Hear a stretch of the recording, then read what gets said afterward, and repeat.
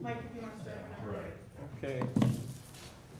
I will call to order the July meeting of the Finance and Budget Committee. Counselor Kelly, Here. Counselor Moore, Counselor Barbell, Yeah. Mayor Reed, Present. Counselor Brody, Here. Counselor McFarland. Here. Okay, reports from department representatives and discussion with counselors. Mr. Marks, do you have anything you'd like to present to us today? Well, I sent out the financial statements for June and an updated projection for 2020's ending results, just projected results. If you want to look at those, we can put those up. I would love to look at those. Well, then I'll have to go put them up. No one told me to put them up. No one told you to send them out? No, was it today's email that you sent, then you said correct? I sent the June results a couple days ago. And I sent the updated projection yesterday, and then I changed it a bit today because I found it from MLD, or not, excuse me. So which is it, today's? DPW today. Not to cut you off, but I need to go get. I found it from DPW, they were doing some Okay, so today. crack sealing and some, Well, Beth, don't just start moving because I said something out of line. Well, it's Is not- that it's what not Mike up wants to yet. do? So don't, well, I do you mean, want the I report can up call, on? I can call it the June stuff and take a look at the projection. I don't want to railroad Mike's. Well, can Did you you guys just, not get sent this? can you just give us a narrative today, Richard, on where we stand and where you think we need to be? Sure. You want to see something? Well, you gotta, because I think, you can't be here. Okay, so this is where I have to sit, so are you coming over here? I'll just If you want me move. to put some on the screen, yes. Do you want it on the screen? No. Okay, Not necessary. I'll just move if you want me to move. If you want me to do this, I just need to know. Okay. So, in a nutshell, our results through the end of June are a lot different from June of last year. Except for property taxes, obviously, because that's a consistent animal. The collections through today for the property taxes are about $310,000 off from last year, but I think the majority of that is because we're about 9 days behind in applying our payments. So we've got to catch up on that. We had to wait to get these results out because we didn't have the water and sewer and refuse billings finished until July the 8th. And that's because, we're behind on that too. Haven't sent out any bills for July yet. We'll probably get the first run of utility bills out July 20th or 21st. And we're gonna remain behind because being behind in payments creates a problem for you to be caught up for your billings. Because you can't send out bills and say people haven't paid their bills until you've applied their payments. So we've got a problem with keeping up with the volume of work in our office. Rick, you're not just on time. What's happening to make things late? We have 2 people furloughed that are critical Critical. to getting things done. And because those 2 people aren't in your office, it's being stretched too far and things are getting slowed down. Correct. Plus, it's the vacation season. Yeah.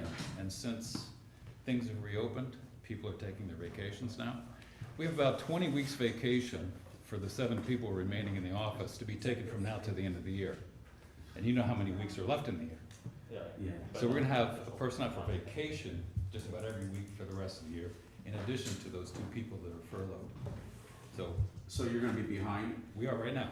but that, if you had extra staff, would you be? If we had our staff back, we would be where we should be. And if you had your staff back and back where you would be, money that the city takes in must generate some interest income as well. Yeah, we're losing. So we're losing money on top of that. Yes. So you're losing money because you can't bill on time, you can't bill on time because your staff is short, so you're not making as much money. And because of that, we're seeing a deficit in the budget indirectly. Because we're losing rental, income, Well, interest income. at this point, that's not showing because the results for the interest loss aren't really, being posted yet. But the important thing to remember is when I first came to work here, or April of 2007, the finance office was 1 month behind in applying payments. People used to come to these meetings and say, what's wrong with you guys? I send you a check today and you don't cash it for a month. And it was because they didn't have enough people to apply payments. I walked into the office and they had 3 envelope boxes stacked up. And I said, what's that? Oh, those are the payments that we received that we haven't had a chance to post to our customers' accounts and put in the bank. So once we right-sized the place, which only took place effectively 2 years ago, we finally got to the point where you get, it come in today in the form of cash or in the form of checks, and it gets deposited today, it gets posted today. We were consistent and timely. And we were also getting our billings out probably after the meter readings are uploaded every day, within 2 days. So now we're gonna be 3 weeks behind on that, and we're effectively 10 days behind on applying payments. Now that's just gonna escalate.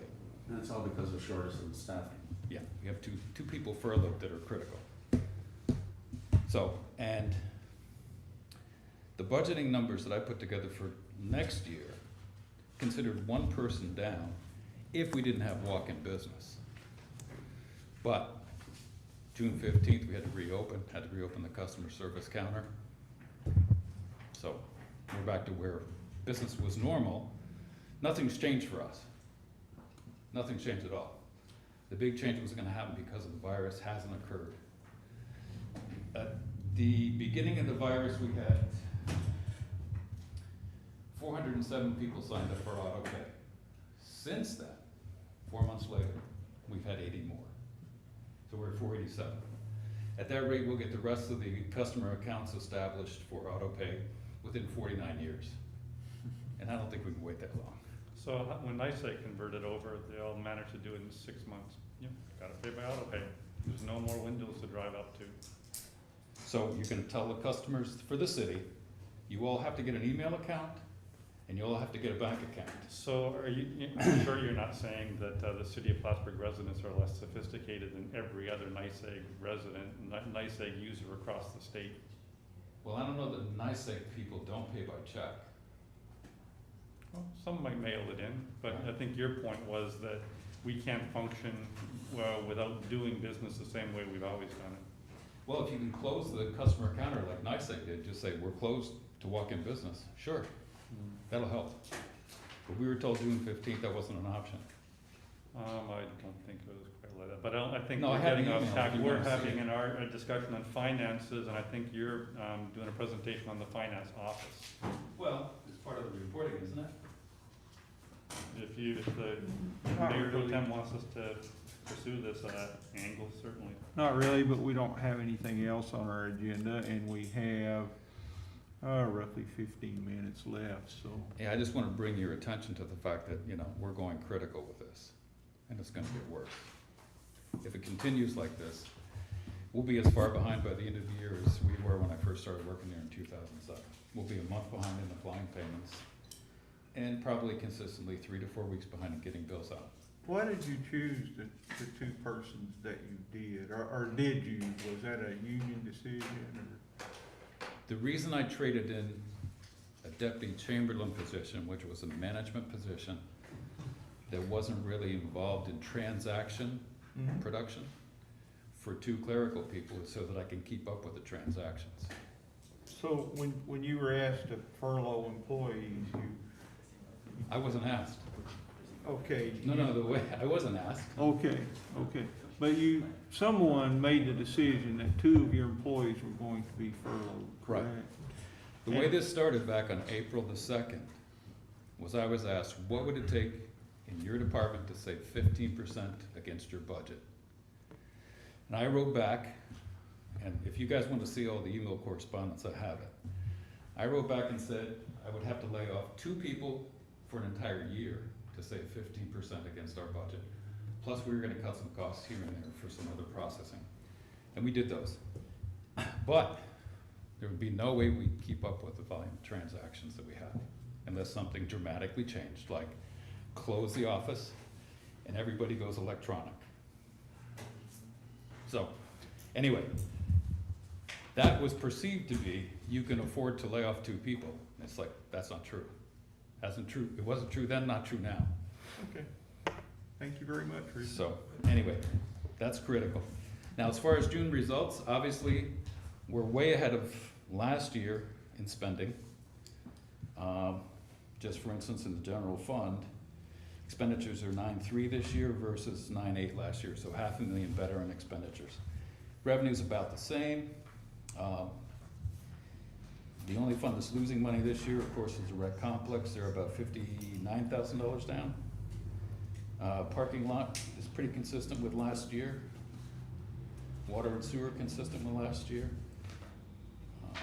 Not much else. Now, when you get these reports, the important things to look at are these details. Now, the analysis in this column is based on the revised budget. The revised budget is the one that we did back in the beginning of, middle of April, where we increased the budget for the general fund by $3,043,000. So when you look at the budget revision analysis here for percentage of completion for the year, you gotta remember that that $3 million that's been added has been changed. It's dramatically different. There's not 61% of retirement cost increases coming this year. There isn't 10% increase coming from healthcare this year. It's actually going the other way. Healthcare is actually 10% ahead of last year. Because costs are down.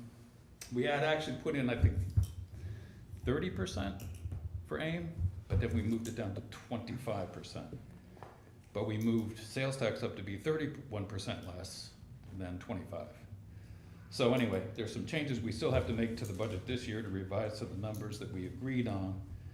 But all in all, the update that I did for the projected results are showing that we're gonna be about $600,000 down this year. You were, what, 1.5 million? Well, no. When we did the revised budget, we were putting ourselves at 2.8 million deficit. Now it's gonna be roughly even.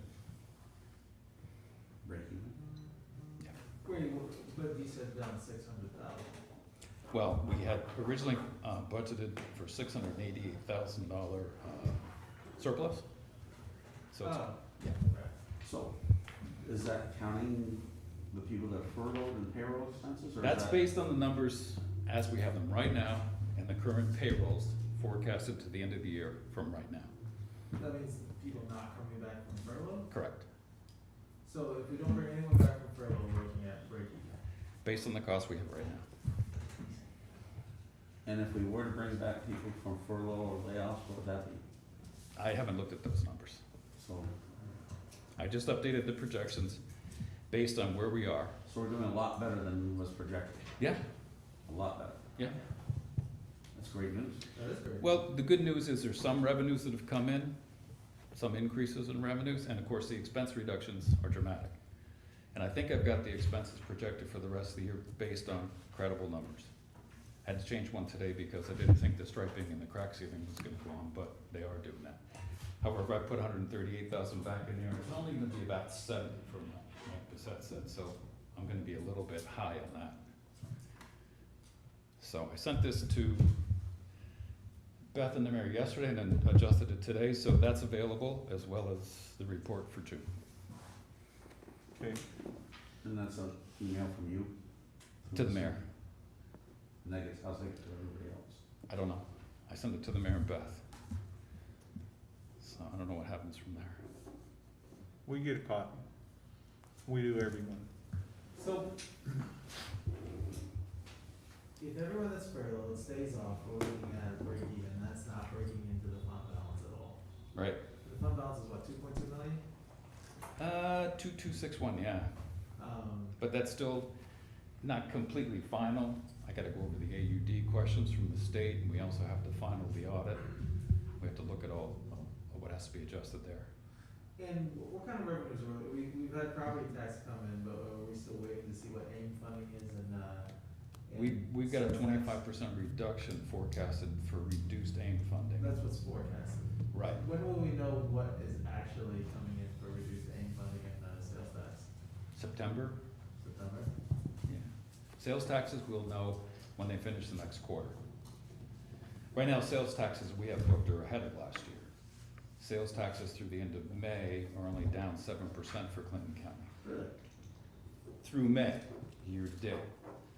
I haven't seen the June report I was looking for that report that you sent to me last month, and I couldn't find June's update on that. I don't know where to look for that. I went through that email that was sent to you and tried to look at the state site, but I couldn't find that same report where they had the results through the end of May, which showed May at 36% down, but year to date was only 7% down. So I wanna see what June looked like so we could see, if there was a bigger change because of June. But anyway, we'll know every quarter that they file the sales tax and say, here's the results for Plattsburgh. Okay.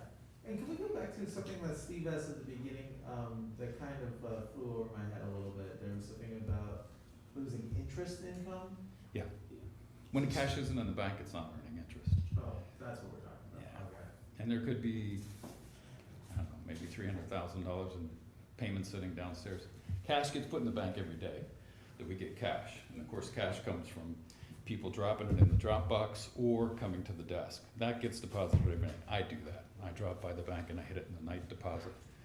But the payments that we have downstairs are, a paper box lid, and the days are there that have to be applied yet. And at the rate we're going, we're about to be a month behind at the end of the year. How long are we behind, how far are we behind now? 10 days.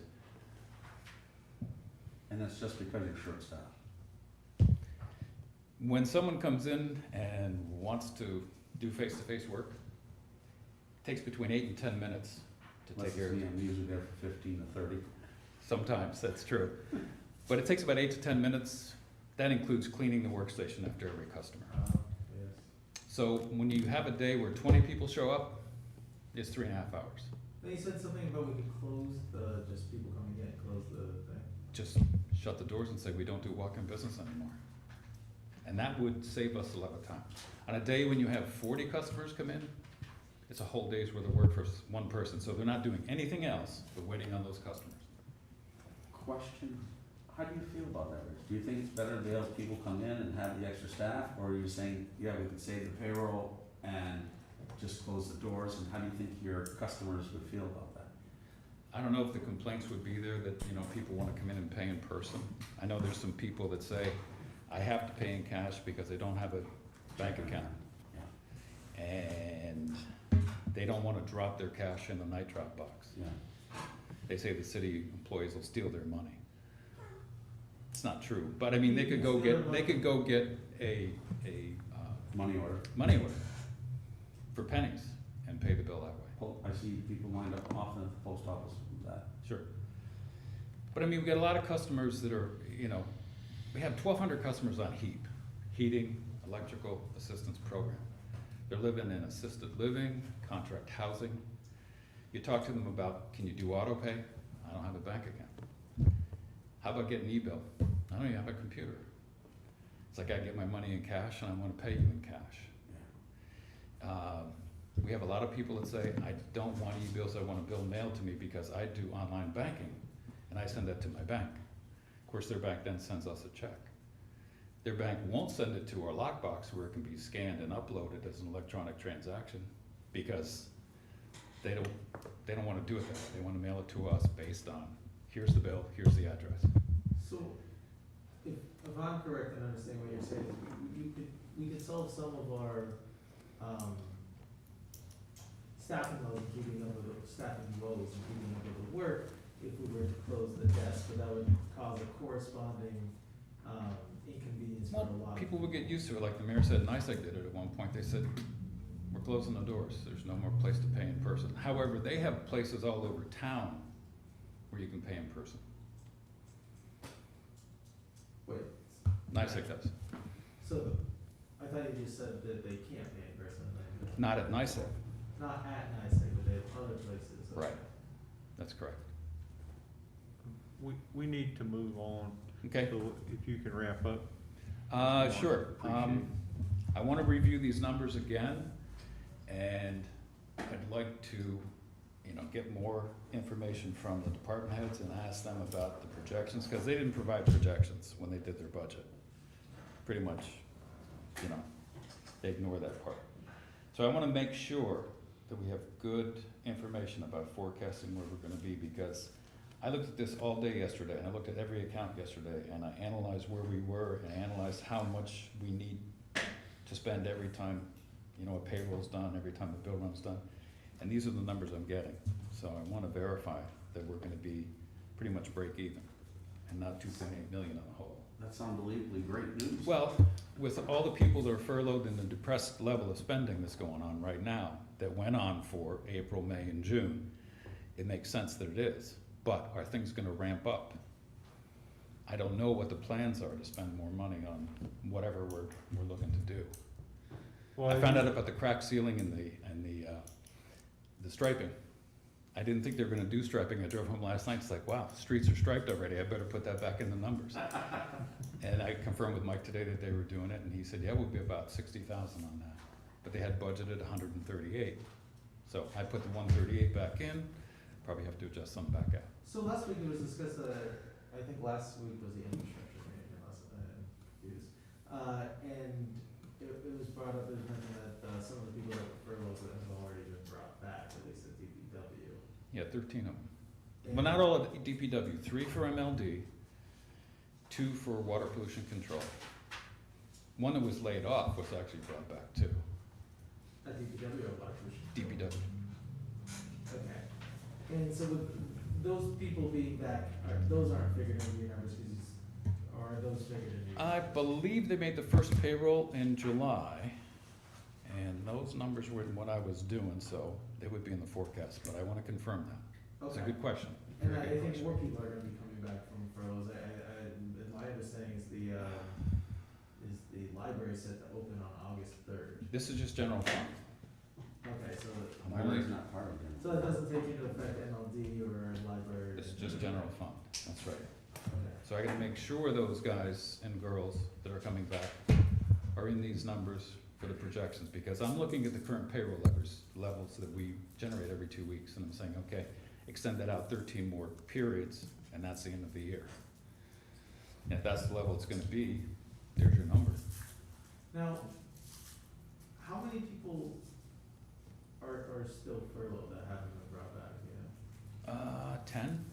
And but you, I think Steve asked this earlier, if those people were brought back, you don't know how that would affect the numbers for the end of the year? I haven't looked yet, no. The 2 people in my office might be 30-some thousand for the rest of the year.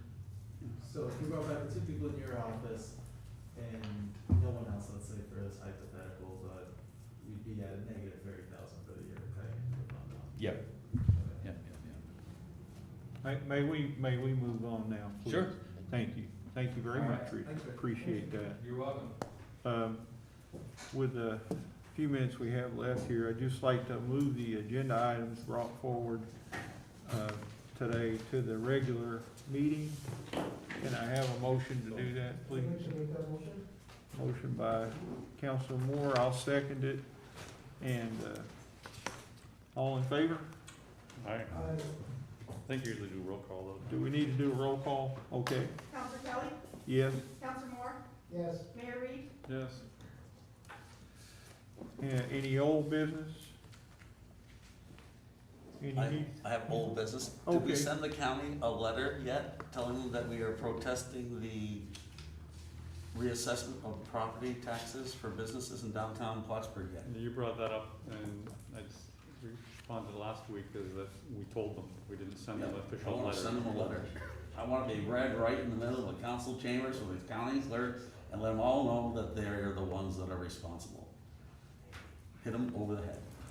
Beth, can you help me prepare that? Sure. Send it along based on the resolution from the council, to make sure they have a written copy to be read into their minutes. Okay, any new business? All right, with that, I'll make a motion to adjourn this committee meeting. Second. You have a second? Counselor Kelly? Yes? Counselor Moore? Yes. Mayor Reed? Yes.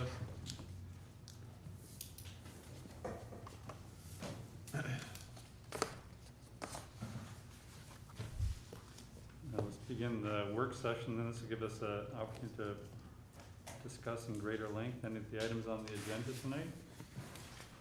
Is there anything you'd like to have further discussion on?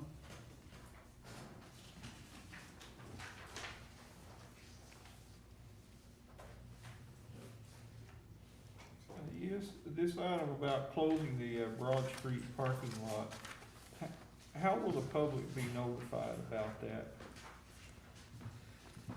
So we've already drafted a press release to be issued immediately upon approval of the council of these resolutions. I've notified Mr. Brody as a business owner right across the street.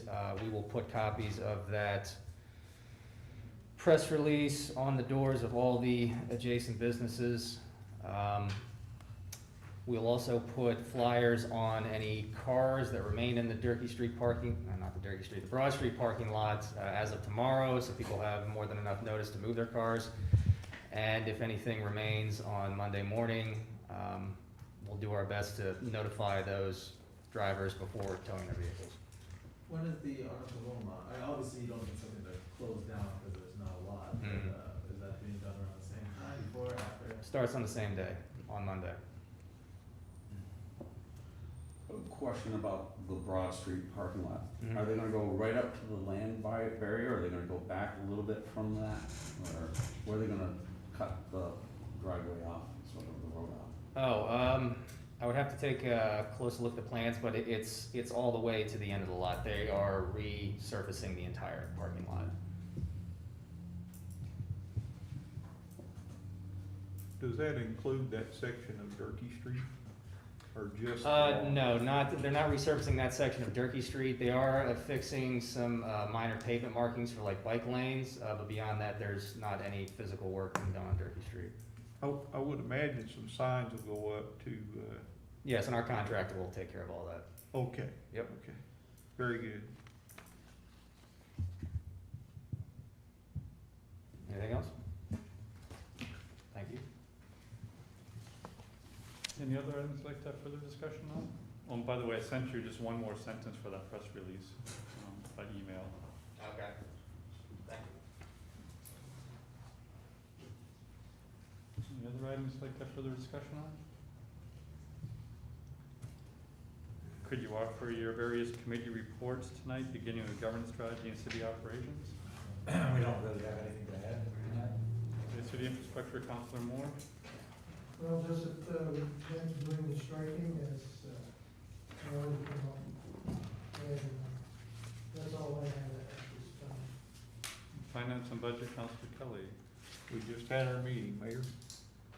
Public safety, Councilor Gibbs, anybody, could Councilor Barbell speak to that? I can't speak to the work that she's doing with the Citizens Committee, but, I know that she's having, further conversations around the MRAP vehicle, the armored vehicle at the police department, and has been exchanging information with Chief Ritter. And there's apparently some interest from the county sheriff's department, who currently already has one armored vehicle and is interested in obtaining a second armored vehicle.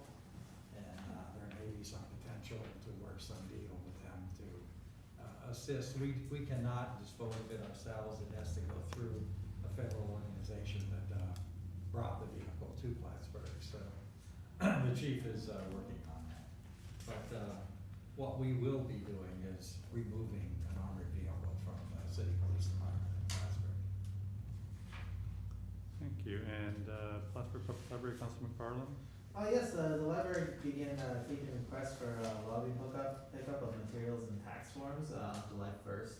It started out pretty slow, but in the past couple of weeks, they've actually processed over 150 requests. Cool. And MLD Board President, Councilor McFarland? I have no updates at this time. Any other reports anybody like to offer at this time? If not, I guess we'll take a 10-minute recess and resume at 5 o'clock for a regular meeting. Thank you. Mayor, can I make one more heads up to the council? As part of the parking lot closure on Broad Street, the NYSEG river remediation, that involves some remediation in the riverbank adjacent to the Broad Street parking lot. So that work will take place before the city's work to expand the parking lot, and based on prevailing weather conditions and water levels, NYSEG's ability to complete that work may be delayed, so they may not get us the site back for the actual parking lot work for several weeks, so I may have to come back to the council at the end of August and request an extension of the closure of this lot, just as a, put that on your radar. How long is the lot projected to be closed again? From July 20th to, July 19th to September 1st, so about 40 days.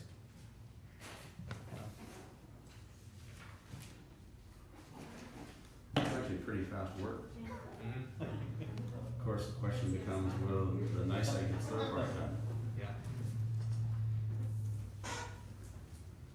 Any other business? Let's resume in 8 minutes then, thank you.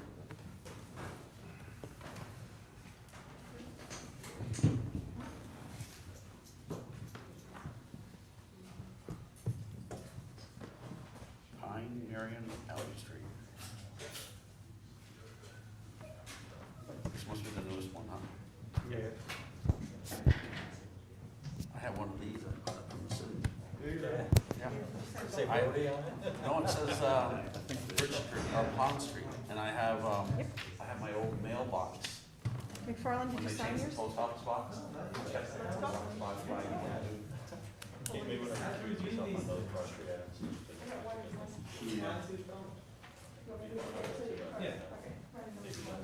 looking at this one.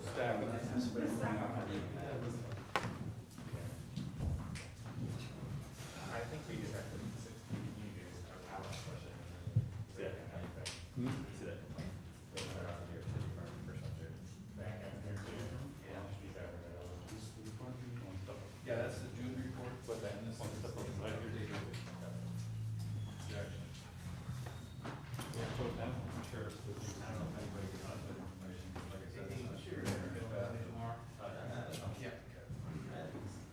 The emails? Here's the one that said, how about if you open up the front desk to a limited set of hours each day? If you keep it closed with, when everyone else is open, Beth and I will be fielding dozens of complaints, so that is not an option. I thought it wasn't an option, and we can keep it closed. But in the next breath, it's like, well, my site closed, there, why don't you do the same thing? It's like, well, which do you wanna do? I'll do either, but I'm telling you, we're gonna continue to operate the way we are right now. We'll be on high volume. We're losing money right now, aren't we? The interest is 0.5% annually. So, $300,000, $1 million budget sitting there, not generating income.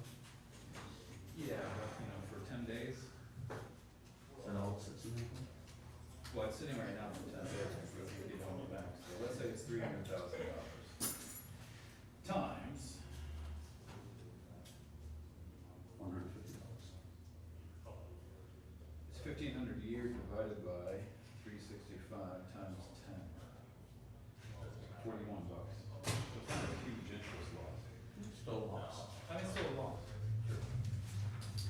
But, you know, Nothing's gonna make the it worst payroll. part is that it creates more work when you consider that customers are paying their bills and we're not applying it to their accounts, and then we have to send them another bill. Not only that, I hate to say it, but I mean, the taxpayers as our customers. Right. And you're talking about customer dissatisfaction. Now, I don't think anybody realizes what our customer database is. There's a lot of indigent people, a lot of retired people, there's a lot of people that don't have computers, don't have bank accounts, don't have emails. Patrick just said, he just said there's 150 people that been into the library to pick up tax forms, right? You can download them and actually fill them out on them. In a heartbeat. I actually have a quick question, I'm sorry to interrupt. Yeah. Jill and Lisa from City Clerk's office and Building Inspector's office, what funds do those two get? Is that straight general fund, both of them straight? Yes. 100%. And, you know, the question is, well, you said that you do furloughs. I never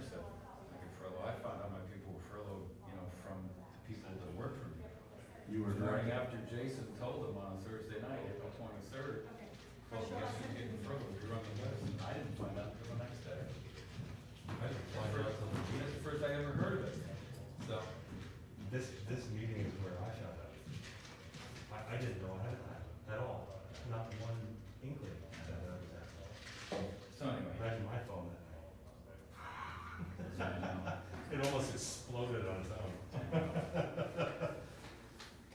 Between the emails and the text messages and the phone calls, it didn't even stop, the battery ran out just on notifications. I've got to look at those projections again very carefully. That's this column in this report. Because, you know, the news is too good. Of course, when the news is too good, a lot of times people say, don't question it. But it's like, no, you got to question it really, really good. You know, the thing It's was like, like, here's the original budget, here's, you know, call it break even. You can hear, This is where we visually, revised it to. oh. Are these the new ones? Yeah. 5.3. I spelled that wrong. no, No, they didn't. No, they did not. You're not. Yeah, well, part of it is that's where it started with. I mean, there's six different. Yep, and then Someone said there's gonna be a 61% increase in retirement costs this year. It's like, and then, you know, we still want, They're all the same? No. increase in retirement for state, state retirement for, that employees. those are surplus funds. Yeah, That's in these to numbers. make sure they found something that was appropriate. I like the way they And made it. that's in the revised budget numbers here, so that's where you gotta be careful. You know, So that's the, they Might might have have, see there these revised budget numbers. You what? You'll have to hear it. Oh, yeah. they also might have some extras at some point when they're done that we could probably just hang out in City Hall. So, everybody should be I dancing have on the the streets. extras of the old, Centennial. Oh, it's not that, I'm Now, damn a sure. couple people have wanted to buy them some. And that's also based upon, It's also based upon sales tax. records. Huh? It's also based upon sales tax going a little bit lower than what we projected, right? Well, nobody's asked for them about. The sales tax, our sales tax comes in this Next quarter time when you higher come into than my our show you. proportionate higher. I might have time in soon. Yeah, Oh, we that's originally right. said 25% down on sales tax. I mean, I'll be doing some work. And these revised numbers, and these revised, Yeah, and that's for these revised numbers, I'm saying 31%. What's it gonna be? sales tax May, June, July, right? Yeah, I had to turn this off because last week when I was listening to the video, I hardly hear the air conditioning. And So then that's the June, So if we fast forward to June, July, and August. start actually turning the heat on, so Yeah. I'm projecting then all we do is plans for my retail sales. We'll be back in. the cold, We're up without the Canadian dollar. and we won't have such a warm winter that we had this time. Across the board in every business and sale. How's your family in Pennsylvania? Are they You having know, same? could you imagine if sales tax Pennsylvania's doing projections pretty good for were everything, right? Comparatively, yeah. I don't think they're. not down to what we budgeted on, said that's it, but we're actually I know my son the does that. same as last year or higher. the county says they get majority of their sales tax from They're three not, big you won't get sources. to come back. Superstore until- sales, You can't, there's not gonna be any public event, you know, like we won't be going Sam's there. Club, all the big They go box. right And through they never Thanksgiving, close. they Auto have sales. any breaks, and then they'll come They home break. Thanksgiving, Auto a week after, And they'll do all the gasoline. finals virtually, and then Gas they is won't down, have which is to. low. Gas is down for two reasons. The prices got way depressed because of the Russians and the Arabs going at it, and then also because of usage being way, way down. So, Yeah, there's a projections on like You might wanna go, yeah, the state funding that has it. or in here, Are we factoring that? yeah. you got one We have second. main funding because we do take, 25%. Sorry. What about the stuff that's coming from the federal government? I know it's not determined yet, but I mean, it's. I haven't actually seen any revenue in here, except for the $32,000 we did get. Reimbursement by the health, make moves. Home and health services for the federal government, $32,000, just like that for something Scott. And we had to justify what we're using it for. So I do have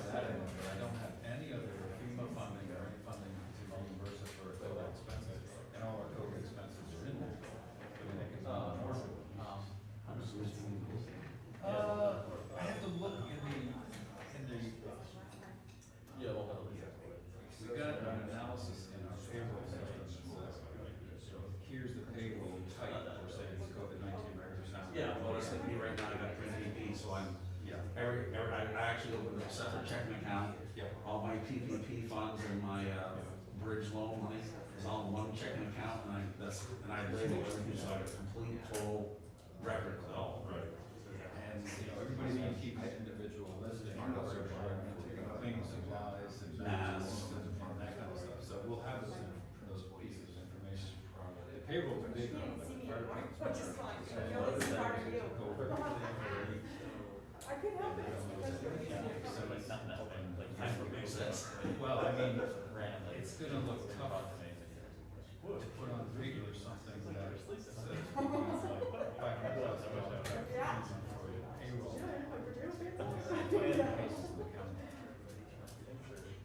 It's like, I don't wanna stand behind that report and say that, we had to spend that much money through our firemen picking up COVID patients. It's like 5,000 people. It's like somebody else can look at that report after that. I'm actually, for safety purposes, I'm actually out in all the departments. Once in a while, on the street, either front lines, so you gotta have all the protective. Well, you also have, and there's probably to that report, the expense for fuel, because what we had to do with the social distancing and putting on vehicles, throughout the entire city, throughout the whole pandemic, basically, that's gotta Sure, there you go. and some things that would normally be 3 guys in one truck ended up being 3 guys in 3 trucks. So you triple your. That's true. One more quick question. Yep. Health insurance, straight out of general fund, doesn't matter what it is, or just some general, or just some option. What insurance that's got, substitute in your office. Straight to the fund. General fund's got everything. No, every insurance. Who would be, who is not the? I'm not sure I understand. There'd be 7 of your guys on a work. No, they use the water. 7 of your guys would use sewer. Okay, so wherever it's split up, like, it would still be, if I'm 1/3, 1/3, 1/3, so I would have 1/3 out of the general fund for my health insurance. There's as well. one thing that requires a 3-year renewal. Yes, that's good on years. Because only the other ones do not based on one person retired, no, Part is. whether they were charged and whether. So it'd be the same situation, like two, you're missing from your, they're inside, their general fund, but they're only 27%. No, besides the word that's. And we go back and the sheriff's department. And you also pay a portion of their, healthcare too, so it's completely divided, we're gonna hold that in back. 1, 2, 3, 4. Hey, Mike, is Jeff out there? Oh, Jeff, right, I'm sorry. We're ready to start then? Let's please begin tonight's meeting of the Common Council with the Pledge of Allegiance. I pledge allegiance to the flag of the United States of America, to the republic for which it stands, one nation, under God, indivisible, with liberty and justice for all. Roll call, please. Mayor Reed, Present. Council Barbell, Here. Council Kelly, Here. Council Dips, Council Brody, Here. Council McFarland, Here. Council Moore, Here. Just a couple of quick comments. A few quick comments. First of all, Beth did check, and yes, we did send the resolution up to Mike Zerlo and the county, and apparently they haven't acted on it anyway, but next time I see Mr. Zerlo, Mr. Brody, I'll ask him whatever happened to that. A nice distinction for the city of Plattsburgh, and it was reported that we're one of the 3 most transparent cities in the entire state of New York. I actually compared our city with the other cities on that list. It's nothing, it wasn't just cities and municipalities, but also it's counties, etc. So it's quite a distinction. But on that list, the other jurisdictions that also ranked incredibly high for transparency and open meetings haven't maintained the same level of open meetings that we've maintained throughout the COVID crisis. Don't maintain the same level of open meeting of YouTube and recorded presentations that we do. And as a matter of fact, just for the point of comparison, some of you go back a little ways and remember even 5 years ago that it wasn't quite as open as it is now. For comparison's sake, in June of 2015, there were published on the internet meetings or recorded, or I don't think they were doing meetings live like we do now then. but the total amount of meetings in the month of June of 2015 was 1 hour and 55 minutes per common council. Now we republish them all, and it's 6 hours and 16 minutes of meetings for the month of June last month. So, and that's a factor of 3 of additional meetings that are all open, recorded, broadcast to the public. No city or municipality in the state matches that record. So thank you all for being so willing to put so much into all this and to be able to do so in such a transparent manner that I think is absolutely the pride of the state of New York. Now, one other issue, I think I raised the issue earlier about increasing vandalism in the city of late in the last 6 months or so, including vandalism on City Hall, a number of city businesses, McDonough Monument graffiti, Trinity Park bench graffiti, Smithweed Bridge graffiti, and recently some vandalism graffiti in Durkee Street. I'm going to pass you around the sheet of the total cost for all these actions. It's totaling somewhere, just for the purposes of your numbers, an average around $400 each time we have one of these vandalisms. So somewhere around $1,600 vandalism. It's really started to occur much more lately in the last 6 months. I can't think of in the previous 3 years any of these instances. So they're really starting to crop up now. And it is starting to cost taxpayers a significant amount of money, and especially a time when we're really struggling financially to preserve jobs and all that sort of stuff. So it's sad, but we do our best to remove them as quickly as possible anyway, but it isn't without cost. And it's usually DPW and ASME that's taking care of these problems as they arise, and usually get to them within a day or two. So I thank you all for that work. And I think that's all I have then for tonight. Thank you. Please continue. Resolved that the minutes of the regular meeting of the Common Council held on July 9th, 2020 are approved and placed on file among the public records of the city clerk's office. Moved by Councilor Barbell, second by Councilor Kelly. Discussion. All in favor? Aye. Opposed? Passed. Resolved that the payrolls of the various departments of the city of Plattsburgh for the week ending July 15th, 2020 in the amount of $450,523.05 are authorized and allowed, and the mayor and the city clerk are hereby empowered and directed to sign warrants drawn on the City Chamberlain for the payment thereof. Moved by Councilor Moore. See his arm sticking up there. And second by Councilor Kelly. Discussion? All in favor? Aye. Opposed? Passed. You've already offered your reports. Are there any additional reports you'd like to offer at this time? Seeing none, resolve the reports as listed are hereby ordered to receive, and any written reports are placed on file among the public records of the city clerk's office. Moved by Councilor Barbell, second by Councilor Kelly. Any further discussion? All in favor? Opposed? Passed. No correspondences or recommendations from boards at this time. Please continue.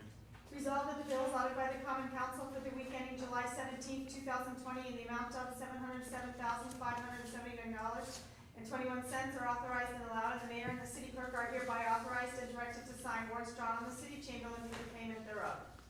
Moved by Councilor Moore and second by Councilor Brody. Discussion. All in favor?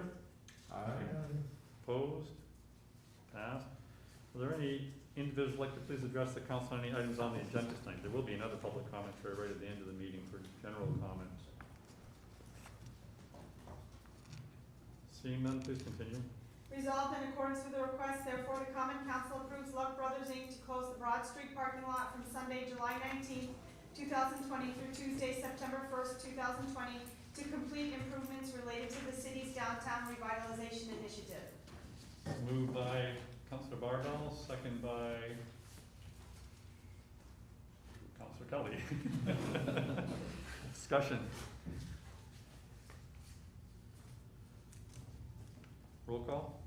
Councilor Barbell? Yes. Councilor Kelly? Yes. Councilor Brody? I was recommended to excuse myself. As a Councilor downtown McFarland? business person? Yeah. Yes. Councilor Moore? Yes. Resolved in accordance with the request, therefore, the Common Council further authorizes the city police removed by towing any vehicles found in the Broad Street parking lot during the period of closure. Moved by Councilor Kelly, second by Councilor Barbell. Discussion? Yes, Mayor, during the work session, I made the point of asking, how are we gonna notify the public about this? I'm concerned that with this work beginning on Monday morning, that we wanna make sure that people don't park there, don't see some notices or something, so I wanna be reassured that some signs go up to tell the public that come Monday morning, they shouldn't park there. Is that gonna happen maybe tomorrow, Matt, or sometime over the weekend? Luck Brothers was planning on putting out signage on Monday morning, but if you think we should put something out there before, I could speak to DPW, although it is a bit of a quick turnaround. At least flyers on windows, I think. Yeah, would now be really flyers good. on windshields, absolutely. Oh, okay, yeah. But the that's- physical that's- signage, like setting up, that might be a little more difficult. And Matt's putting out a press release momentarily as soon as you approve of this. Right, So- I heard that, and I think that's great, but somebody invariably is gonna miss that. Yeah, of So- course. You know, it seems like it's a lot of people at the DSS that parks over at that, parking Yes, and lot. I've reached out to, county staff and asked them to, reach out to not just all DSS employees, but all county staff, inform them of closure and directing them to other city Okay. lots. Will they be putting like sawhorses to kind of block entrance into that parking lot so you can't get in it anyway? Yes. Or- Yeah, they'll be putting barrels up. Could they sequence their work so they're concentrating on one parking lot and then go to the next parking lot, so the first parking lot can use this, so people can alternate between which one they use? We asked about that, but based on the way the projects were bid out, it was bid out as a single job, and to save money, our contractor, when dealing with their subcontractors, only ordered a single mobilization. So they will come in and do both lots, either striping or milling at the same time, so we can't break it up and do one all and then. Gotcha, yeah. And the second lot is the Arnie Pavone Correct. Memorial Parking Plaza, right? Yep. Okay, now, are you comfortable that the city has adequate parking for this period of time that this parking lot will be unavailable? Yep, absolutely. The parking counts that Ethan conducted last year showed that even at peak usage, there are over 250 open public parking spaces within the special assessment district. And the full capacity of the Broad Street lot is 59 spaces. Oh, okay. So we got more than enough to spare. And then, of course, when the Arnie Pavone parking lot comes online, that will be additional space. Yep, that'll be another 103 spaces. Something to talk about in the near future. Yep. Okay, thank you very much. Question, Matt, how because we have, let's say, on a Wednesday and on a Thursday, we have about between 50 and 75 cars that'll come in through that day. How are they gonna be able to turn around and pull out? Are they gonna have to back up into the city roads? Or is there it's just, I'm worried about how are people gonna egress? So you're talking about large vehicles with trailers? You're gonna have vehicles with trailers, you're gonna have cars, a lot of cars, because we're doing a lot on the internet right now. And my concern is, you get 5, 6 people in there, in the mornings, you're gonna find 5, 6 cars there. I'm trying to envision, how are they gonna be able, is there gonna be turnaround room for them at least, or is there? Yeah, so the footprint of the street itself will still be available, which is more than enough space for a normal sized vehicle to turn around. If we're Right. talking about a large vehicle with a trailer, that might be a little more of a complex operation, but they will have the footprint of the road to work with. And I imagine if something needs to go up onto the sidewalk in order to make a turn possible. Well, I'm more just worried that in the mornings, you have all your buyers show up and they wait in their cars as one goes in, one comes out, and only let one group in at a time. That you may have 6 or 7 cars, just regular cars parked, waiting to get in for their turn. And I'm just worried about how they're gonna be able to turn their car around and get out. I can speak to Luck Brothers about that tomorrow. That's why I was asking about the other side of the grass, the grassy area, so they could drive in and go out in a semicircle rather than trying to, I can just see all these little old ladies backing up their cars into each other. No, I hear what you're saying, it is a concern, but I can speak to Luck Brothers about that tomorrow, Okay. see if, there's any accommodations that they can make, but of course, you know, Yeah. traffic control is part of their responsibility, so, Yeah, yeah. they should have a lot of fun. Any further discussion? Roll call? Counselor Barbell? Yeah. Counselor Kelly? Yes. Counselor Brody? I have to abstain due to being downtown business. Counselor McFarland? Yeah, sure. Counselor Moore? Yes, Resolved in accordance with the request, therefore the common council approves that the regular common council meeting scheduled for Thursday, July 23rd, 2020 will be changed to Wednesday, July 22nd, 2020, beginning at 5 p.m. The Public Safety Committee meeting will begin at 4:15 p.m. Moved by Counselor Barbell and second by Counselor Kelly. Discussion. Roll call? Counselor Barbell? Yes. Counselor Kelly? Yes. Counselor Brody? Yes. Counselor McFarland? No. Counselor Moore? yes, No travel requests at this time. Are there any resolutions for initial consideration? Any new business or additional council reports? Looks like you might have some new business there for us, the signs. Yeah, so we have this just out here just to show you, we got some sample, the banners that are gonna be placed in the downtown. So we're still waiting on some more of a welcome to historic downtown banners, so what we're working with NLD and they're being nice enough to fit us in their usual work schedule. What they're gonna do is at the key intersection entering the downtown district, they'll put the welcome to the historic downtown banners. They will then work on replacing the existing Adirondack Coast banners, and where banners have been hung, with the 6 different variations. Could you do your Vanna White thing there? Could you Oh, vote for yeah. it? So, check this out. And then, so it's English and French, of course, you guys saw that and you approved them. And then once they're done replacing the existing ones, Banner Group has also ordered additional ones to be put in locations that do not currently have banners, such as leading down towards the marina and the harbor side area, for example. Can you show us them all while you're there? If they're different ones anyway. You can come over by the microphone because the public can't see you Okay. to do your banner.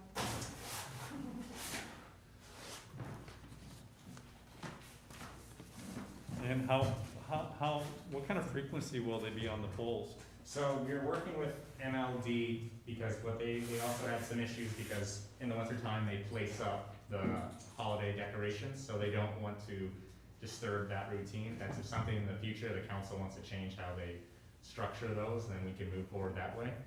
So this is, which camera is looking at me? This one? So this is the ship. We have a salmon one. Once again, all these were decided through public input that Banner Group conducted, and they all have historical representation. We have a salmon.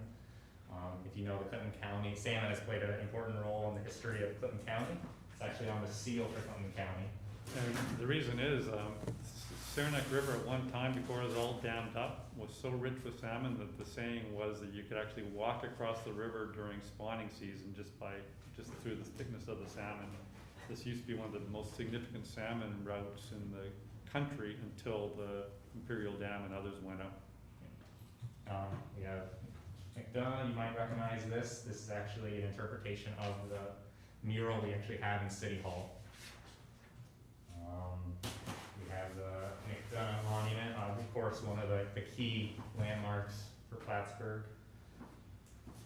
We have a scarf, so one of the things that took the banners a while is before they could all be ready, the Banner Group worked with a chief and to come up with an appropriate representation of the Native American history of this area, and so we're working with this. This scarf represents the 7 nations of Canada.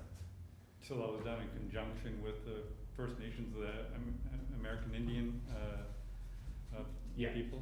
Yeah. Excellent. So it's something that they could, was deemed acceptable, and they could celebrate the history without any issues that we see with other interpretations. And something that this is more of like one of the public-led ones, but it's really just celebrating the food and the food industry of Plattsburgh. So And they'd be like every second signpost? Yeah, there'll be, where the existing banners are, the existing, mounts are. Some of the banners were blown off in the past. One of the things that we went with were, you see that they have these wind slits, which will help prevent them from sailing out, which could either cause damage to the existing MLB poles, or also cause these to blow away. So we're hoping for some more durability and, better protect the city resources there. But yeah, so they'll go there, pretty frequently in the downtown district and down towards Harborside, and essentially the whole DRI footprint. Excellent, Yeah. thank you. And what about the corner signs? Could you show us those too? Once again, so you guys saw a rough idea, a rough version of these in their presentation when they came to approve. So this is one of the more historic looking street signs in the downtown. So that one's actually a former sign, but they're modeling the new ones after the Exactly. historic sign. Yeah, and so most of the DOT regulations, you see signs like these in the downtown and across the city. So the lettering has to be a certain size. The sign itself has to be a certain size and width. There's certain restrictions on the borders, the background colors and all that, if you want to be DOT approved. And since this is using grant funding, we need to follow state regulations. And so this is a sample sign that was delivered. And so DPW currently has all the 101 signs that will go in the downtown and the DRI footprint. I think they have to order some new brackets for upload, from putting them in, but that's something that they're, once again, working on. I know they said they're putting that into the workflow, and hopefully, those get put up soon. So we're thankful for their work as well. It's very attractive. And I think you're putting up a dozen or 2 dozen historic signs at the same time. So some of those existing, so outside you see those blue and yellow smaller historical signs. DPW has 10 of those that they're gonna also try to work in the workflow to place at different various historical locations. And we're also working with the Platco to finish that up and order the remaining 9 signs to be put up.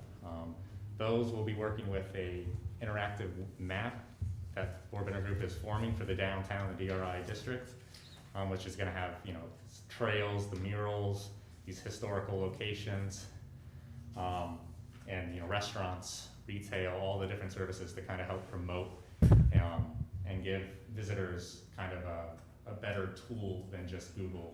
Because Google doesn't really tell you where's the historical sites, like what is the historic meaning of this building, or all of that. So they're working on that kind of like a tour guide kind of interactive website. There's a very basic draft version. It's actually uploaded on, that's on the city website now. If you went to the front page of the city on the bottom of the page, there's the blue buttons, and one says Visit Historic Downtown. You can click on that, and most of the time the link works. When they're working on it, it currently doesn't. It goes to just a draft interactive website that they have, that they're still working on and finalizing. They're adding more information, more details, but it's coming along nice, and it fits in obviously with this general historic theme. So people with geocoding, people could take their smartphone and walk around the downtown, get to a certain location that you've already got some data on. They can look on their smartphone and find out some of the background history on that location, everything I think you're working on. Yep, and that's something that we're working on as well. So when you go and you look now, they show the 52 different historical sites, both in the downtown. They also expand a little bit, so they also along the barracks. So if individuals went on the new, recently repaved Terry Gordon bike path, went to the Oval, they could find out, hey, what this building is, what that building is. Also, it locates a couple of historical locations closer towards the beach as well. But so this is just a start of what they're working on. So Excellent. yeah. Any questions? Good work. Is it also gonna have retail locations and Yes, restaurants? retail and restaurants are already uploaded, so they have pictures, descriptions, and actually on the map itself will have links to their website or Facebook, depending on what's Sweet. available. Nice job. So that'll hopefully be a nice boost once tourism's more, hopefully in the future, when we find a solution to this and reopening, that can go and be a good boost for the downtown. So. Thank you. And wasn't there something along the lines of like signage on storefronts and stuff like like that? Yes, so there's some drafts projecting signs, and just general sign guidelines that they actually have a draft pamphlet for. I'm working on some, to allow the projecting signs will require a zoning code change. So I have some language of that that I'm working on right now to hopefully pass forward to send to the council for your guys' consideration. So, I think that Councilman McFarland and others are very interested in revising of our zoning and codes, and Councilor Schneller's been working on that. What kind of timeline are you looking at for a revision that would allow us to incorporate these sorts of things into kind of all one stop? I know Milena would be much better at explaining that. She's leading that project, but it seems that, so from my interpretations, and Matt might be able to correct me if I'm wrong, that right now Saratoga Associates, who's working on both the finalizing the LRAP and the code updates, right now they're wrapping up the LRAP, and then they'll focus on the code. So we're still talking as a whole package, and as they pick out specific locations where they want to do more overhaul of the code. Probably around a year. But I thought they were talking about that, they're not gonna focus on the code revisions, they're gonna only focus on code revisions that are required for the LRAP, and, right? And other issues that the city finds with their code as an update. Yeah, not necessarily. I mean, it depends largely on how long grant money holds out. We don't have enough to do a complete zoning code rewrite or a complete comp plan rewrite. So we have to pick our spots.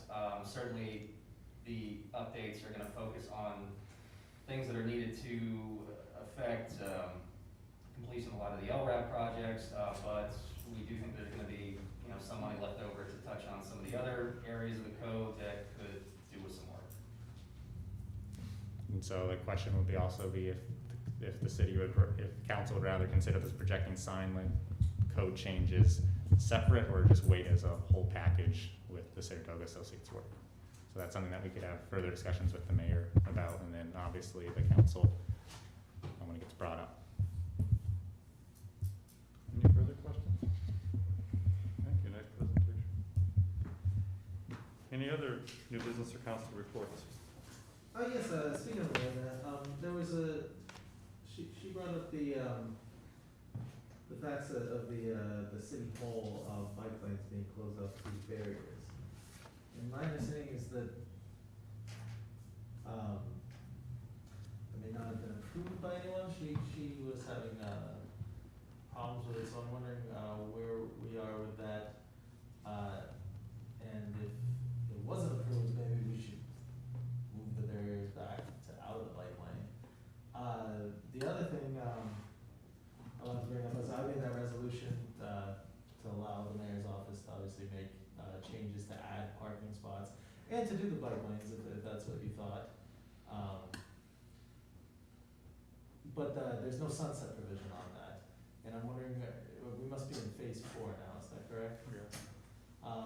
And I don't know what the current regulations are on restaurants, but I'm curious if they still need that resolution at all.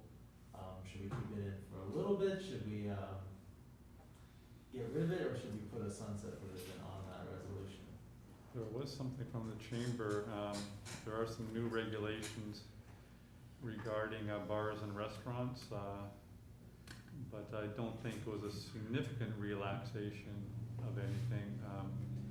We did, when you asked me to do that, we put out an email to everybody who has parklets, who had restaurants downtown, even if they didn't have parklets, and asked them to please come and approach our office, and so we can sit down and discuss whether we widen or lengthen their spots, as we all discussed here, and nobody actually reached out to us. So, any guidance you want to offer, I certainly would take it hard. Mind you, by the time anything was done, it would already be August, and they're gonna be bringing their parklets in September, so. But it's ultimately a common council decision. Well, I would say if no one reached out, said that they needed the bike lanes, then. Well, wasn't that what Carol was here from Iris's? That's right. And she was very distraught. She had originally wanted the entire street closed off. Sure. And then we thought, well, maybe one way. And then she went from there to saying, well, give me enough to be able to fit an extra deuce in. which is a cedar for 2, so that's when the bike lane came in, rather than closing off the street or making it one way, the extra 2 feet for the bike lane came in. It should have probably a sunset clause in it as well, but I think that could be geared towards capacity and timing. I imagine we're hopefully heading towards a phase 5. But there was no decision on the bike lanes here. We gave the mayor permission to talk with people and figure out the best ways. And my understanding is perhaps even adding parklets, but from what I'm gathering from Melina and the mayor was that shutting down the bike lanes wasn't actually authorized by anyone. Wasn't negotiated through my No. office, no. So if that's the case, then maybe we should have those discussions with them, and I'm not saying we should decide it here, obviously, it's with the mayor's office, but if there was no authority to close down the bike lanes, then perhaps those discussions should be had, or take away the bike lanes. I think the longer thing with regard to sunset, I think by next year, first of all, we don't know what the new normal is gonna look like, but Sure. regardless, I think you all need to make a policy, more fleshed out policy description on parklets, because I see it's kind of running the full gamut. At one time, it was clearly understood that only certain barriers were allowed. And that kind of got relaxed, and now it's relaxed so much that there's just cement blocks being put in. The street is apparently adequate, so, and I think a lot of you have been going back and forth on designs elsewhere and everything. And our planner is recommending really thoroughly thinking what you all want to do and what you define as a parklet.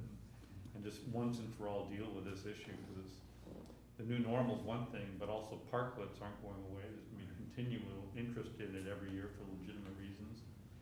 And you all need to probably take a close look at that policy. I'd like to see some kind of regulations about appearance. Have some minimum standards for appearance, such as, potted plants, or, we can discuss the details of that, but some of them are very, very attractive and some aren't, and I'd like to see us come up with some standards.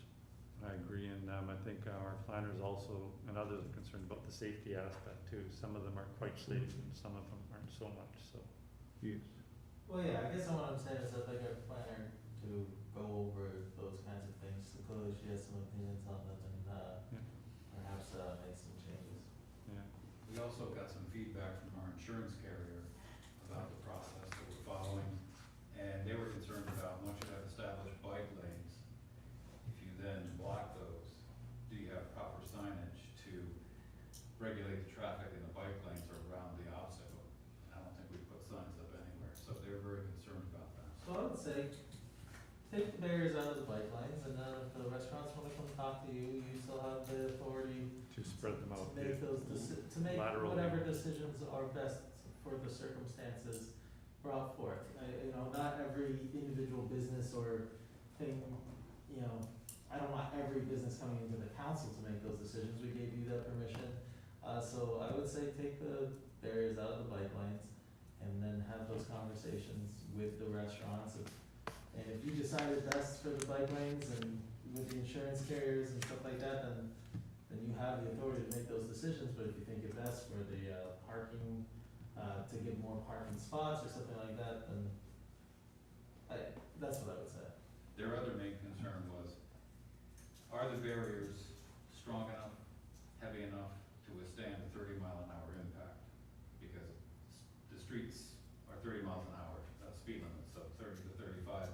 If someone hits one of those directly and tips it, can it crush a customer? Can it withstand an impact?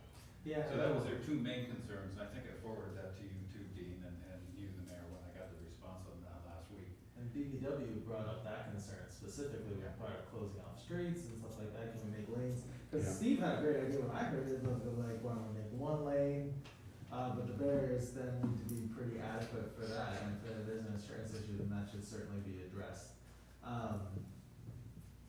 Another thing that you might consider too is move the speed limit in some of those areas from 30 to 20 miles an hour, although there's a problem with. I talked to With Melina that, about but- that about a year ago because I wanted downtown changed, and apparently you can't do that unless you get Unless the special schools legislation allow it, from the yeah. New York state, because city speed limits are 30 miles per hour. Only school speed zones can be 20 miles per hour. But if we could do traffic calming to, in essence, slow it down, the kinetic energy by going from 30 to 20 miles an hour is less than half, so you create another 60% margin of safety by slowing people down just a little bit. And it might be worth doing through more, there's a type of removable speed bump that they can take out because it causes problems with the plows in the winter. The permanent speed bump, but you can do removable speed bumps at various crossings, crosswalks, and all that kind of stuff. Or even just an inner city traffic speed. Well, see, but It's permitted, yeah. that's controlled by New York State. We can't change the 30 mile per hour speed limit anywhere. Really? Because, yeah, I went and talked to Melina about a while ago about making downtown 20 miles per hour, because as the mayor said, there's multiple studies that 20 miles per hour is so much safer. You have a much higher chance of surviving an accident if you're going 20 miles per hour than 30 miles per hour. But that requires there's a lot of things that require special legislation from the state. Like a curb tax? Curb tax is one of them, there's a lot of them. I would agree with Patrick, that I think we ought to be moving those barriers out of the bike lane and moving them back to where we originally had them.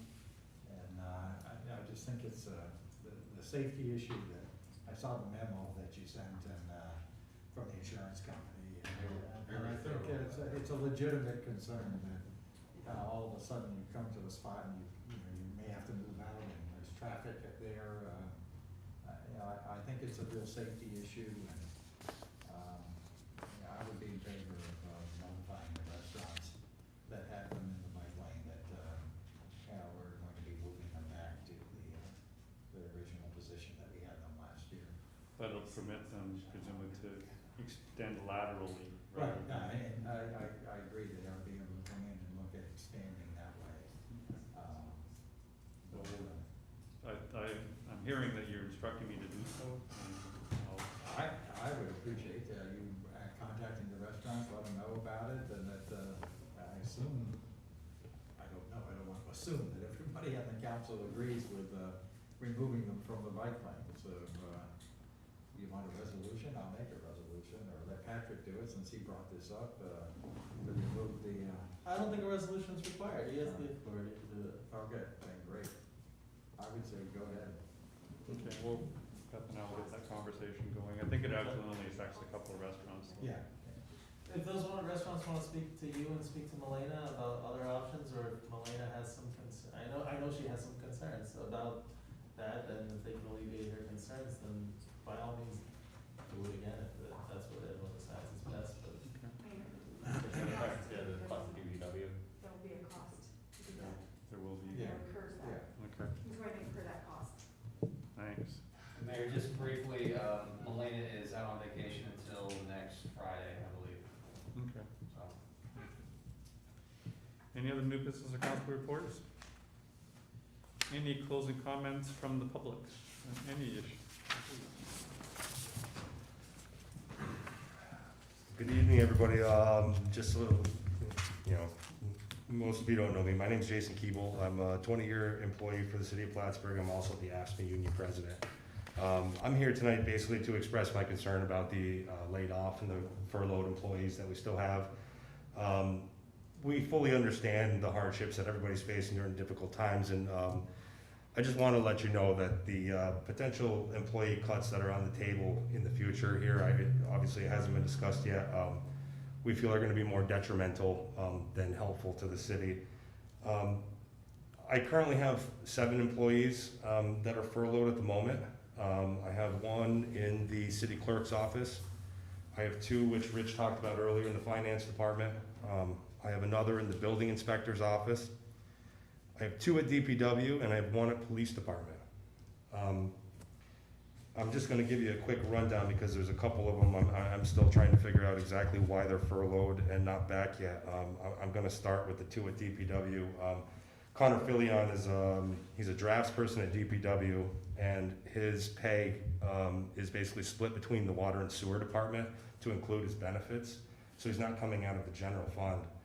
Neil Rabideau is a water meter maintainer, and he is paid 100% through the water fund with his benefits as well. So those don't really impact your general fund at all. And one that I'm really baffled by is Tori Princeton. She's a parking enforcement officer at PD. Basically, Tori, with the tickets that she writes, pays her entire salary. She pays for all of her benefits, and she brings revenue to the city. While at the beginning of the pandemic, I can kind of understand that we, had a lot of parking spaces available, but now that everything's open and stuff, I'm kind of wondering why she's sitting at home and not bringing in revenue when we're looking for revenue. I think that's kind of it's a head scratcher for me. The two typists at the finance department, Aaron Rabideau and Sandra Montefusco, basically they do come some out of general fund, and talking to Rich, it's only 27%. The rest of it is billed through MLD, and there's also through water and sewer, different things that they process the bills through them, and so they're kind of split amongst the funds. The typist in the city clerk's office, Jill Bore, and the senior clerk in the building inspector's office, Lisa Beebe, they're 100% out of the general fund. I'll start with Joe's office, the building inspector's office. She's the only clerical person in there. Personal experience, I applied for a building permit back in April, very beginning of April. My check was cashed 2 days later, but I still don't have my building permit. I don't know how that's going to be able to keep going and be substantial and or sustaining, moving forward without having anybody processing the paperwork and sending out, what would be considered revenue for you as well with the permits. The city clerk's office only has one other union member in there, basically doing all the work. She has X amount of time for vacation and stuff like that too. There's a lot of work in that office, and it's my understanding that, when she's off, basically, Sylvia is basically doing her work as well as the union work. And then when she has her lunch break, she actually has to close the office, which is probably a hit in revenue as well.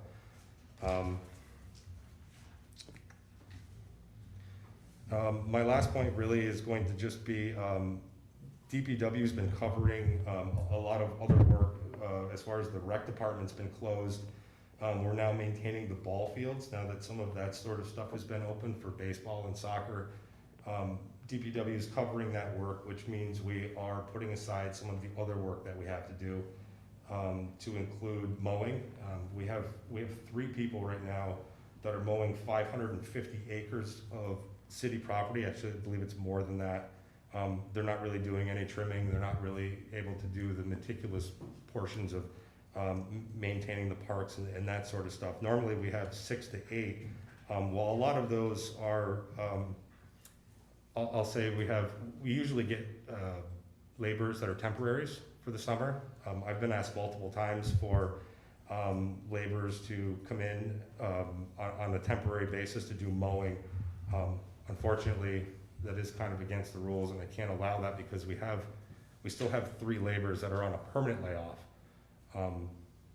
Those employees need to be called back to do this work before we can hire temporaries. I mean, those are just the rules. I don't know what I would really do if we hired temporaries and then I had to answer the phones of those people saying, hey, what's going on? You hire temporaries and we have full-time people that are laid off. Isn't that called a scab worker? I would probably get beheaded at that point. And we also have 1 field maintenance worker who basically goes around and maintains all of the baseball fields throughout the city. Public Works has basically picked up that load as well. But the problem with it is while we've renovated all of these fields and we made them playable initially, the continuous play, the continuous games and all of those sort of things make the ball fields to where they need to be conditioned. We have a conditioner basically that goes around and keeps the clay level and stuff like that. So that work's not getting done either. All in all, I really don't see how the city can function. We need each and every one of these people back. All of these departments, as Rich touched on earlier, they're all short-staffed. They've been short-staffed for a while. This isn't anything new. And these cuts make us even more short-staffed. I don't see where much of this is coming out of the general fund. And to be honest with you, I don't see how the taxpayers deserve to lose services or to continue with the slow or delayed service that we are providing because of the layoffs and furloughs. It's not a lot of people, it's not a lot of money. I appreciate those of you who have thought out of the box a little bit and tried to find other sources of revenue or other ways to, and I will give props to Mr. Beebe with the curb fee thing. I think that's something that really needs to be explored. You know, when you have over a third of the city that is not paying tax but is receiving all the services that the city has to offer through our labor and through our workers, I think that something like that should really be looked at hard. And you know, maybe there's something else we can do except for, you know, making our employees suffer as well as the taxpayer services. If anybody has any questions, I'd be willing to. I have a question, but I guess it's probably towards, no. Of the people that are projected not to return, are any of these people those people?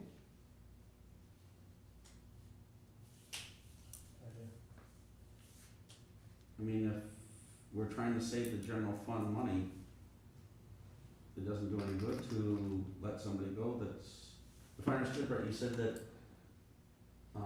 Connor Filion and Neil Rabideau Correct. were water and sewer? Connor, the drafts person, is half water, half sewer. Neil Rabideau, the meter maintainer, is strictly out of the water fund benefits and all. And like I said, Tori Princeton, I really don't see how you can't ask her to come back to work tomorrow and start writing tickets. I mean, it's money that you're losing out on, That's your meter. as well as an employee that's sitting home doing nothing. That's your parking meter. Right.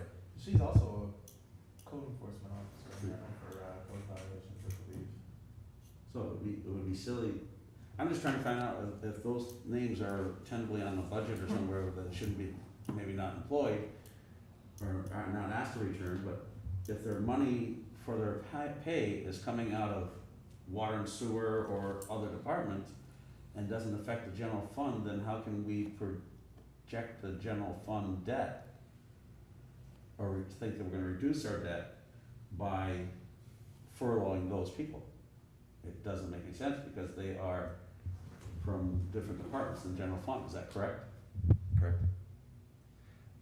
The council also, a while back, I don't know the exact date, you guys passed a resolution basically that allowed the mayor to enter negotiations with the unions to come up with cost savings and different ideas that we could potentially do in order to, you know, help this situation. We had that meeting last Friday. I don't know how secret those negotiations are supposed to be, but I would think that the council would want to know and understand what we were faced with. Basically, my only two options, well, I had three. I'll give you the positive one. The positive one was there was an incentive on the city's end to find people, and when I say find people, it was directly related to City Hall and the 4 City Hall positions. Basically, I had to find somebody that was old enough to retire, which means 55 by New York State. They had to have close enough years to want to get their health insurance, maybe say 18 or 19 years, and the city was willing to give the incentive to potentially give the extra time in order for them to get their health care, but that would mean that they would have to retire.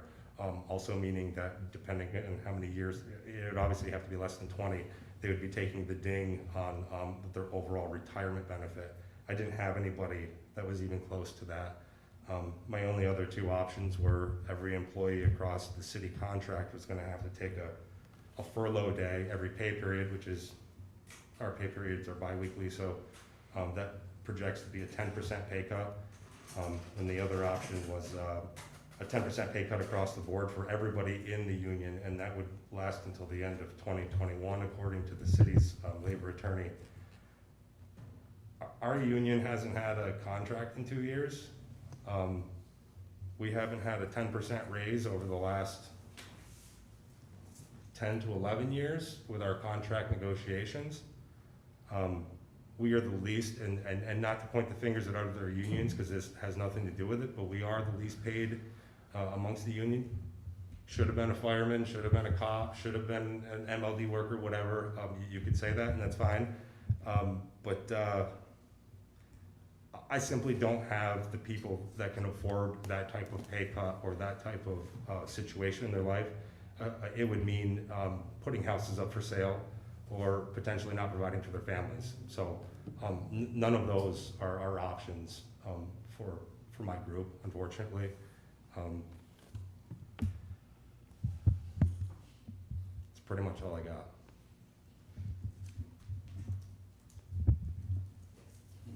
Anyone else with a question? Thank you for your time. Thanks, Jason. Any other comments from the public? Seeing none, do I have a motion to adjourn? Moved by Councilor Barbell, second by Councilor Kelly. Roll call, please. Counselor Barbell? Yes. Counselor Kelly? Yes. Counselor Brody? Yes. Counselor McFarland? Yes. Counselor Moore? Yes. Thanks, everybody.